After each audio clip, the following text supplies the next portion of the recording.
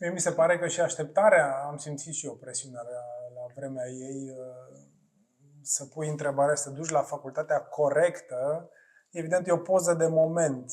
Ai interesele în domeniul X, investești pentru un potențial job, speranța e să-ți și placă, evident, să nu fie numai din A, că a vrut mama, tata, sau B, din condiții financiare, dar te poți reinventa oricând pe parcursul vieții. Mi se pare că este un mesaj esențial pe care trebuie să-l dăm celor de acasă și care se uită la noi și, în general, tinerilor, că dacă ai hotărât la 18 să duci la medicină dentară și nu o să fii neapărat numai stomatolog până ești la agenți bătrâneți, la pensie și la revedere. Adică avem de bine de rău cât mai existăm ca o democrație liberală, libertatea după 5, 6, 7 ani să ne reinventăm. De exemplu, am fost și profesor de schi și snowboard, am o patala mea, sunt și bucătar.